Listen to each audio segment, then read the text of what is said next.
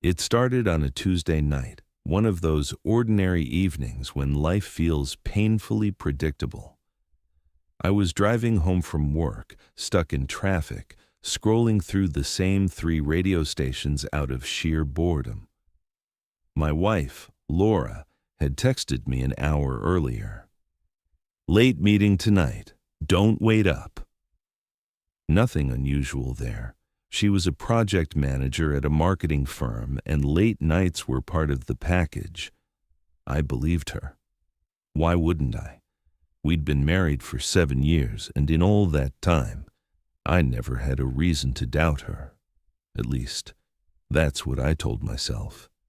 As I sat there staring at the red brake lights in front of me, I got this nagging thought, the kind that crawls into your head and refuses to leave. It wasn't suspicion, not really, more like a shadow, faint but unsettling. Maybe it was the way she'd been smiling at her phone a lot lately, or how she locked her screen the moment I walked into the room. "Stop being paranoid," I muttered, gripping the steering wheel tighter. By the time I pulled into our driveway, the sun had dipped below the horizon, and the house was dark except for the faint glow of the living room lamp. No surprise there. Laura wasn't home yet. I kicked off my shoes, grabbed a beer, and collapsed on the couch. I tried watching TV, but my mind kept drifting back to her. Finally, out of boredom, I opened our shared iPad, the one we mostly used for Netflix, and tapped the screen. That's when I saw it, a notification from an app I didn't recognize, something called Signal. Laura had always been a WhatsApp girl. We joked about how she hated downloading new apps because it cluttered her phone. So why was there an encrypted messaging app on the iPad? I tapped the notification, and it opened a blank screen. No messages, no history. Weird. My curiosity flared into something darker. I wasn't the jealous type. At least, I didn't think I was, but this didn't feel right. I started searching through the iPad settings, heart pounding. That's when I realized the app was synced to her phone, meaning if I stayed in this app, I'd see whatever came through. And then, as if the universe wanted to mess with me, a message popped up. "Ethan. Same hotel? Room 412? Laura. Yes, can't wait to see you." My stomach dropped. I felt like the floor had opened up beneath me. My wife, my Laura, was cheating on me. I read the message again, hoping I'd misunderstood, but there was no room for interpretation. Same hotel, room 412? That wasn't work talk. That wasn't innocent. My hands shook as I scrolled up, but there wasn't much history, probably because Signal deletes messages. Smart. She was careful. For a solid 5 minutes, I just sat there, staring at the screen, the cold weight of betrayal pressing down on me. Then, anger took over. I grabbed my keys and headed out. If she was meeting this guy tonight, then I was going to catch them. I didn't care how crazy it sounded. I needed to know. The hotel was 15 minutes away. I knew because it was the same one Laura's firm often used for out-of-town clients. I pulled into the parking lot, my heart thundering in my chest. Inside, the lobby smelled of fresh lilies and expensive cologne. Everything looked polished, quiet, discreet, perfect for an affair. I approached the front desk, forcing a smile. "Hi, I'm supposed to meet my wife, Laura Bennett. She should have checked in already." The receptionist typed on her keyboard, glanced at me, then said, "Room 412. My stomach clenched. I thanked her and walked toward the elevator, every step heavier than the last. As the doors slid shut, I stared at my reflection in the mirrored walls. I didn't recognize the man looking back at me, jaw tight, eyes burning with rage and humiliation. The elevator dinged. 4th floor. Room 412 was down the hall. I walked slowly, my fists clenched, every nerve screaming. When I reached the door, I stopped. I could hear faint laughter inside, a woman's laugh, her laugh, my vision blurred with fury. I raised my hand to knock, or maybe to pound the door down, but then I heard something else. A man's voice, calm, familiar, too familiar, and that's when the real nightmare began. I froze outside that door, my heart slamming against my ribs like a war drum. That voice, I knew it, not from TV or some random meeting, but from somewhere deep in my own life. I leaned closer, straining to catch more.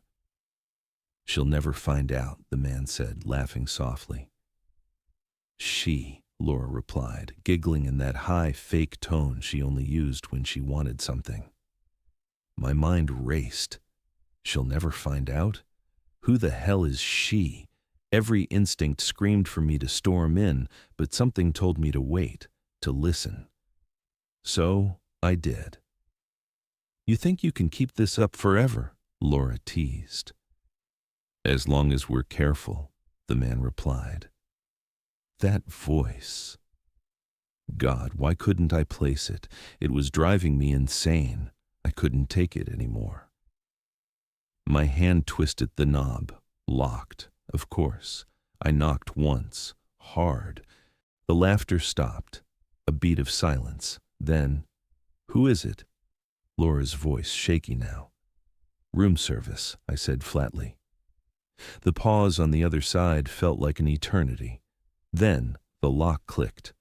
The door cracked open, and Laura peeked out, her face pale as death when she saw me. "James," she started, but I shoved the door open, and that's when I saw him. Sitting on the edge of the bed, shirt half unbuttoned, was Ethan, my best friend since college, the guy who was my best man at our wedding. For a second, I just stared, my brain refusing to process what my eyes were screaming. Ethan's smirk vanished the moment our eyes met. He jumped up, hands raised like he was facing a gun. "James, man, wait." I didn't hear the rest. My fist connected with his jaw before I even realized I'd moved. He crashed into the nightstand, knocking over a lamp. Laura screamed, grabbing my arm, but I shook her off like she was nothing. "You," I snarled, pointing at her. "Don't even speak." Ethan groaned, holding his face, muttering something about, "Not what it looks like." Not what it looks like? Really? I could smell the sex in the room. "Get out," I spat. "Both of you, right now." Laura started crying, those pathetic, gasping sobs she thought could fix anything. "James, please, let me explain." "Explain," I laughed, a sound so bitter it scraped my throat. "Explain how you're screwing my best friend in a hotel room?" "Go on, I'm dying to hear this one." She collapsed on the bed, head in her hands. Ethan stumbled toward the bathroom, muttering something about needing his stuff. I didn't care. I didn't care about anything except getting out before I did something that would land me in prison. I turned and walked out, slamming the door so hard the walls shook. In the elevator, my hands were trembling so badly I could barely hit the lobby button. My reflection stared back at me again, but now the rage was gone. All that was left was this hollow, broken thing wearing my face. I drove for hours. No destination, no plan. Just asphalt and headlights, until the rage dulled into something colder. When I finally pulled into our driveway at 3 a.m., the house looked the same. Peaceful, like nothing had happened, but everything had changed. I grabbed a trash bag and started packing her stuff, clothes, shoes, makeup, everything. I didn't smash anything. I didn't scream. I just worked in silence, bag after bag, until the bedroom looked like a crime scene scrubbed clean. By the time Laura walked in at 5 a.m., mascara streaking her face, I had 6 black trash bags lined up by the door. "James, please," she whispered. I didn't even look at her. "Take your shit and get out." She started babbling about mistakes, about loneliness, about how it just happened. The usual script. "Save it," I cut her off. "You made your choice. Now live with it." When she tried to touch me, I stepped back like her skin was poison. Her face crumpled, and for a second, I almost felt sorry for her. Almost. She left without another word, and just like that, 7 years of marriage ended in silence. You'd think that was the end, right? That the worst was over? Wrong. Because 2 weeks later, I got a call that flipped everything upside down. It was from a blocked number. I almost didn't answer, but something told me to. "James?" A woman's voice trembling. "Who is this?" This is Ethan's wife." My grip on the phone tightened. "Excuse me?" Her voice cracked like glass. "I thought you should know. This wasn't the first time, and it wasn't just with your wife." My blood ran cold. "What are you talking about?" "He's been doing this for years," she whispered. "Not just with strangers, with friends, with people close to us, and I think you need to check your bank accounts." Her words echoed in my head long after the call ended. Check your bank accounts. At first, I thought she was just trying to twist the knife, but something in her voice, raw, broken, made me believe her. I logged into my accounts that night, hands clammy on the keyboard. At first glance, everything looked normal. Savings, checking, credit card balances, all where they should be. But then I dug deeper. Transfers, small ones at first. A few hundred here, a few hundred there. Over time, they added up, thousands, tens of thousands, all funneling into a joint account I didn't even know existed. Guess whose name was on it? Laura. And Ethan. I stared at the screen, bile rising in my throat. This wasn't just an affair. This was a goddamn conspiracy. Memories started crashing back. Times Laura insisted on handling the bills, Ethan offering to help us invest, those little comments about planning for the future. I'd laughed it off, trusted them, and they'd played me like a fool. I called the bank, asked for records. When the email came through, I nearly crushed my phone in my fist. 8 years of friendship, 7 years of marriage, and all that time they were bleeding me dry behind my back. I didn't sleep that night. I just sat in the dark, scrolling through statements, my chest tight with rage and humiliation. By morning, something inside me had snapped. I called her first. Laura answered on the second ring, voice hoarse like she'd been crying for days. "James, shut up," I said, my tone so cold it scared even me. "We're done playing nice. You have 1 hour to meet me at the park on 5th, alone." She started stammering something about lawyers, about giving me space, but I hung up. The park was empty when I got there, just the rustle of leaves and the distant hum of traffic. When Laura finally showed up, bundled in a coat, eyes swollen and red, I almost didn't recognize her. "What's this about?" she whispered, clutching her purse like it was a shield. I tossed a folder onto the bench between us. Bank statements, screenshots, every dirty secret laid bare, her face drained of color. "James, Don't!" My voice cracked like a whip. "Don't insult me with excuses. I want answers." Tears spilled down her cheeks. "It wasn't supposed to be like this." "Like what? You screw my best friend and rob me blind?" I was shaking now. Not from fear, but from the sheer effort of holding myself back. She sobbed harder. We were planning to start over, together, but then things got complicated. Complicated? I laughed bitterly. That's what you call draining my accounts? That's what you call 8 years of lies? Her lips trembled. I loved you once, James. I really did. I stepped closer, lowering my voice until it was a blade between us. You didn't love me. You loved what I could give you, and now you're going to give it back. She blinked. What? Every penny, or I swear to God, Laura, I will burn your perfect little life to the ground. You think losing me was bad? Wait until everyone knows who you really are. Her face twisted in anger then, the mask finally slipping. You wouldn't. Try me, I said, and walked away before I did something permanent. Next was Ethan. I drove to his office, some sleek downtown building where he played big shot consultant. Security almost stopped me, but one look at my face must have convinced them it wasn't worth it. He was in the middle of some meeting when I stormed in. His smile froze when he saw me. James. Hey man, we should talk. I slammed the same folder onto the conference table. Heads turned, gasps, whispers. You like stealing, Ethan? I said, my voice carrying across the room. You like screwing over the people who trusted you?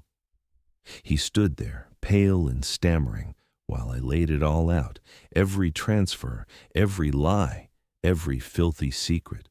His co-workers just stared, some with pity, some with disgust. By the time I left, his career was bleeding out on that polished floor. But it wasn't enough. Not for me, not after what they took. So I went deeper, started digging into their little side projects, the shady LLCs, the fake invoices. Turns out they weren't just screwing me, they were screwing half their circle. Friends, family, even Laura's own company. It took me 3 weeks to build the file, another 2 to make sure it landed in the right hands. IRS state regulators, every client Ethan ever conned. When the hammer fell, it was glorious. Accounts frozen, assets seized.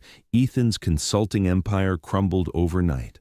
Laura, fired for ethical violations. No severance, no glowing recommendation, nothing.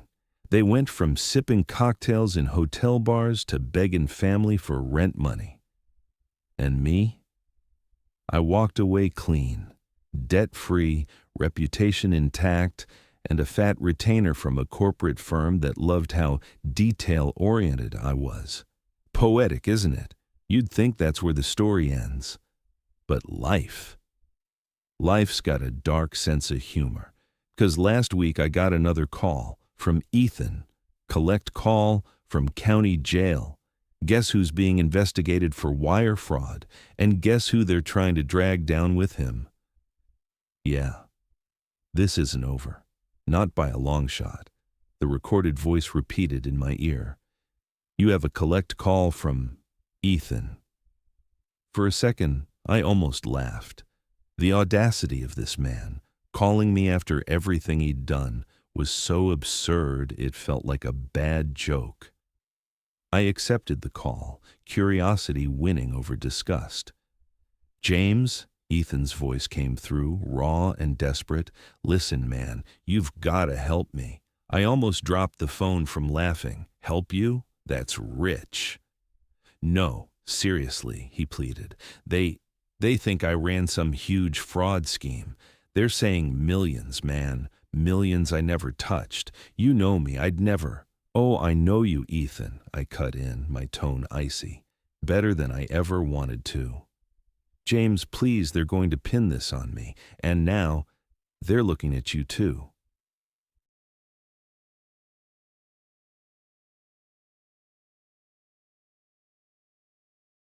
That shut me up. What? They found transfers, he said, voice cracking. Some of the accounts, from the old days. They think you were part of it. They think we were partners. A chill ran through me. That's insane. I didn't touch any of your scams. I know that, but they don't care. They've got emails, texts, stuff that makes it look like you were in on it. I think someone set us up, James. I gritted my teeth. You mean someone set you up? I'm clean. Not if they can prove otherwise, he whispered. Please, talk to my lawyer. Clear this up. I hung up without a word. That night, I barely slept. My mind kept spinning. Who would go this far? Why drag me back into this mess after I'd burned it all down? The answer came 2 days later. A letter. No return address. Inside was a single sheet of paper. We're not done. You took everything from us. Now we take you down. Taped to the bottom was a photo. Laura. She was smiling. For weeks I'd assumed Laura was collateral damage, another casualty of Ethan's greed. But now it all made sense. She was pulling the strings, and she wanted revenge. I hired a lawyer that same day, the best money could buy. Then I started digging again, deeper this time. If Laura wanted war, she'd get one. I traced everything: emails, burner accounts, fake IPs. She wasn't as smart as she thought. Rage makes people sloppy. Turns out, after their little empire crumbled, Laura pivoted, hooked up with a new crowd, the kind that thrives on blackmail and gray market deals. She'd framed Ethan to take the fall, but that wasn't enough. She wanted me ruined too, maybe just to watch me burn. The irony. She left a trail a mile wide. I compiled everything into a neat little package, sent it to the feds anonymously. Within a week they were crawling all over her new life. And Ethan. Poor bastard thought I'd save him. Instead, I handed them enough to bury him for good. Why? Because he made his choice the moment he touched my wife and stole my money. 3 months later, the headlines told the story. Local consultant sentenced to 12 years for fraud scheme.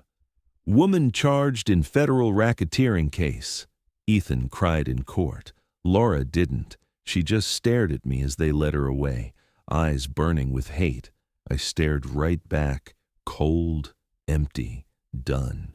You'd think that was the end, that I'd feel relief, maybe even victory. But standing outside that courthouse, watching the vultures of the press swarm, all I felt was tired. Tired of the lies, the games, the wreckage of a life I'd once thought was perfect. I walked away from it all that day, sold the house, deleted social media, cut ties with everyone except a few real friends, the ones who stayed when everything went to hell. Now, I live in a small place by the coast. Quiet, simple. Just me and the sound of waves at night. Sometimes I think about Laura and Ethan, about the years I wasted, the trust I gave so freely. And then I think about the file I keep locked in my safe, the one with every receipt, every message, every lie. Because if life has taught me anything, it's this. Karma may take her time, but she never forgets. Thanks for listening to this story. If you enjoyed it, don't forget to like, subscribe, and turn on notifications for more Reddit relationship stories. See you in the next one.